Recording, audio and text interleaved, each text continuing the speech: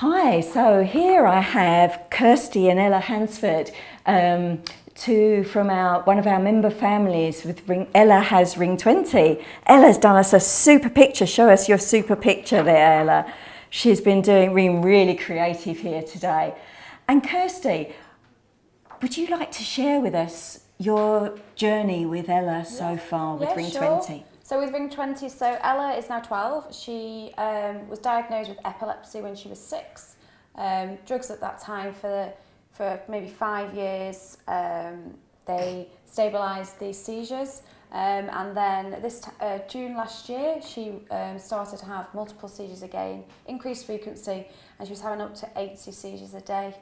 At that point, she was admitted to Alderhay Children's Hospital, and that was in August last year. They couldn't stabilise the seizures. They didn't know what was wrong. They used a cocktail of anti-epileptic drugs, and there was just seemed to be no stopping the seizures. They were lasting up to 30 minutes at a time. She would be ploughed with rescue remedy, and for 2 months, literally, she was just laying in the bed, and we were told that we're not too sure what we can do for Ella, and this could be actually the state that Ella was going to be in for the rest of her life. So you were being told at that time that Ella might be in a comatose state for the rest of her life. That must have been really frightening.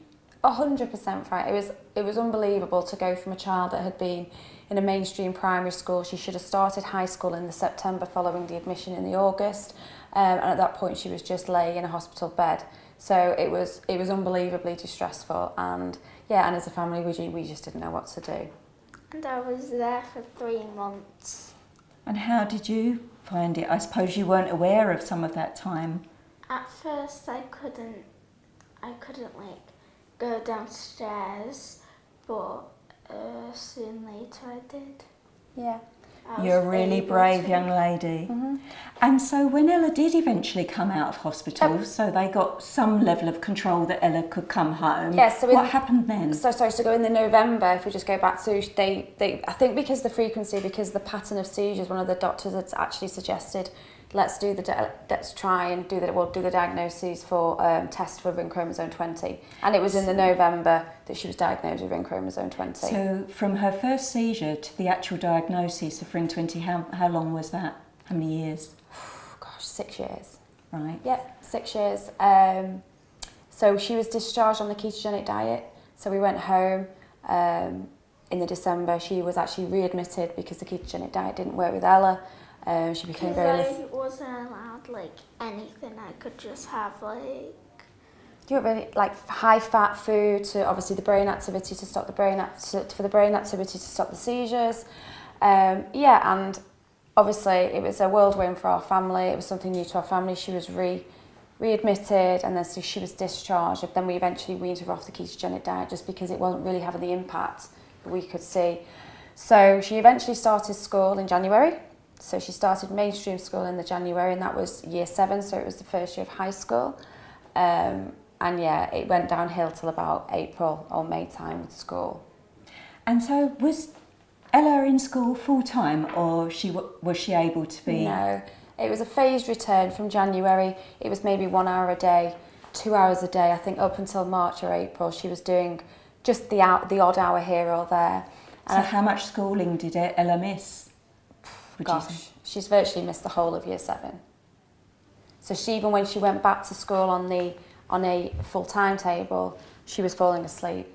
So we had a battle with the school because she was falling asleep in school. We were being told it was a fire hazard, that she wasn't allowed to sleep in school. At that point, I think there was absolutely lack of understanding of ring chromosome 20. They just saw Ella, they did a psychological assessment on Ella, and they just put it down to Ella being a child with epilepsy that had missed a lot of school. And it was only when we had a full-on clinical assessment at Alderhay Children's Hospital, Ella spent maybe 6 hours with her, full-on one-to-one assessment, that the true nature of the actual diagnosis has come out. The fact that Ella, while she's 12, she's regressed back to a 6-year-old, and the fact that the school need to be adapting Ella's life to school, not the other way, not the other way around. So Ella if she wants to go to sleep, she has to go to sleep. She needs a reduced curriculum, she has to have a reduced curriculum. So heart-wrenchingly, we've had discussions with the school. I think the report has opened the school's eyes to the fact that it isn't just a case of Ella having epilepsy and she's missed some school. It's a case, this is a life-changing thing for Ella that we all need to adapt to. The school have since said that they can't cater for Ella's needs, and they have advised us that mainstream school is not going to be an option for Ella moving forward.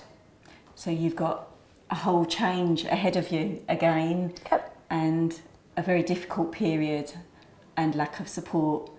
And how are you doing now, Ella? How many seizures a day is Ella having typically now? Maybe just once a day. Yeah, maybe 2 or 3. Less so in the day, more so at night time again. But she's still suffering with an awful lot of. But it's mostly night. It is mostly night time, isn't it? That's why I sleep with the lights on. Yep, and she's still in mum's bed.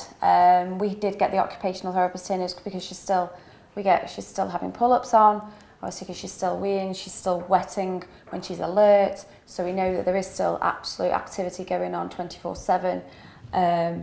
So it's a massive adjustment to the family. It's had a fundamental impact on my family personally, which, you know, that's just as it is.